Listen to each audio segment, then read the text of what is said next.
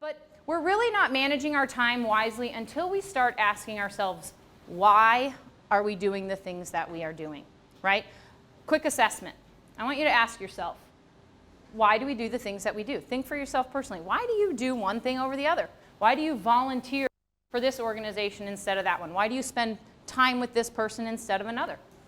How do our activities and accomplishments get us closer to our goals? If you have set good goals, then the way you're spending your time should be moving you towards those goals. Or think bigger, your mission, your purpose, right? Are you using your time to accomplish the things you truly want? We're going to do an assessment of where your time is going. Is it aligned with what you want? Are you maybe simply running in place, somewhere in between, moving forward, but maybe a little bit directionless, right? Maybe some uncertainty.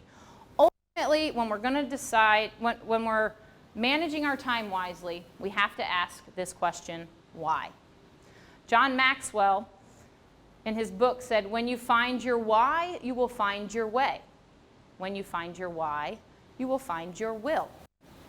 When you find your why, you will find your wings. What's common up here? Your why. Your why gives you purpose, right?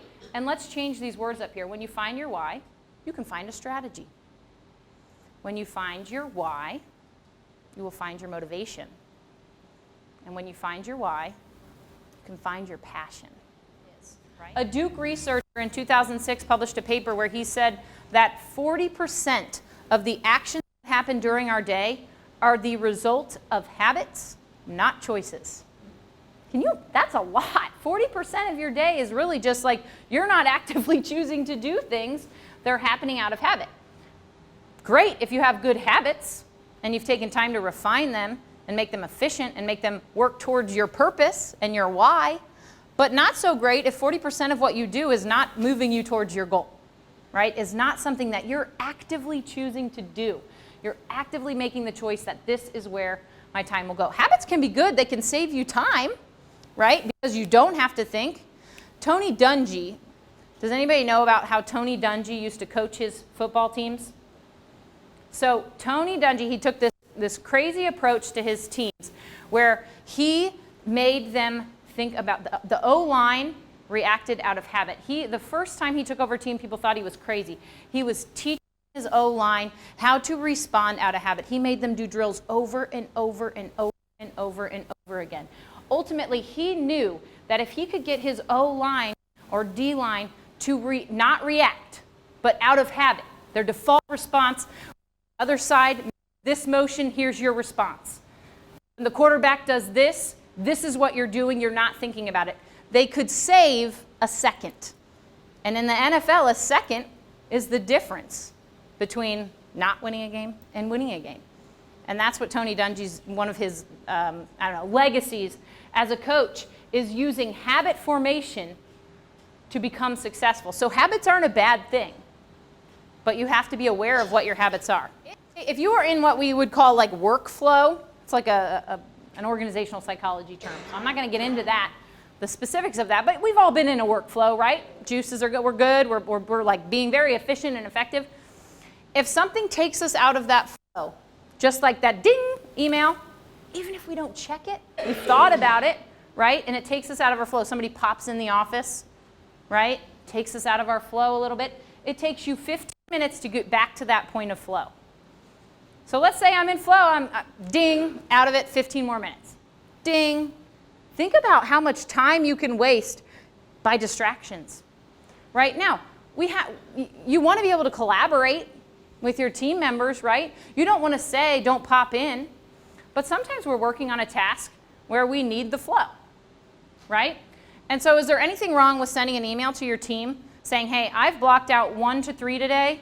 If you have a question for me, email it to me, come by at 3, but I need this time uninterrupted because I have something time sensitive that needs to get done, or I have something very important, my priority, right? My biggest contribution to this company, I got to be working on it from 1 to 3 today, right? If you have something like that, turn off your email. I read about an executive who went on vacation for 2 weeks. He came back to, you can imagine, he came back to thousands of emails in his inbox Do you know what he did? Select all, delete. It's called, I'm ready to declare email bankruptcy on my Gmail account right now because I got so much spam coming into it, right?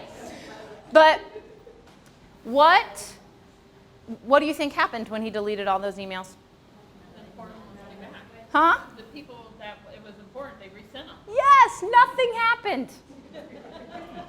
Nothing happened because anybody who really needed him sent another email or they called him, right?